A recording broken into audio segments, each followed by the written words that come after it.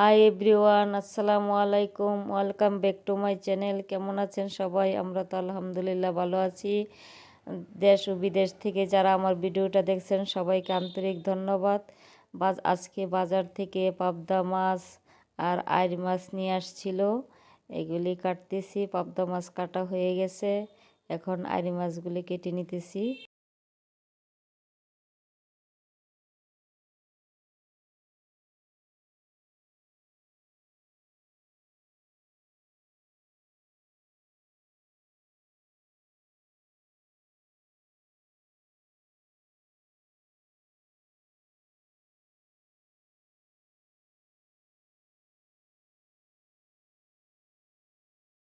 আগে পাবদা মাছগুলো লবণ দিয়ে ভালো মতো পরিষ্কার করে নিচ্ছি।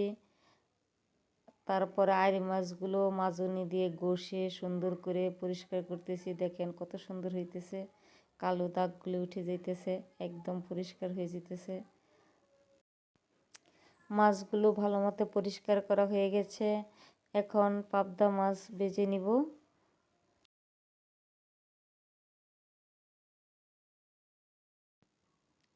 পাবদা মাছগুলো ভাজা হয়ে গেছে, এখন উঠিয়ে নিচ্ছি। এখন একটা আইড় মাছ পিস করে ভেজে নিতেছি, তারপর ভুনা করব।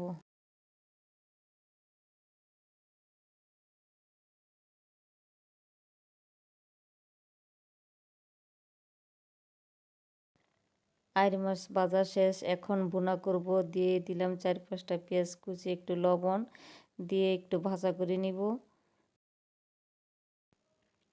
দিয়ে দিলাম 1 চা চামচ মরিচের গুঁড়া, 1 চা চামচ হলুদের গুঁড়া, দিয়ে দিলাম এখন পরিমাণ মতো পানি।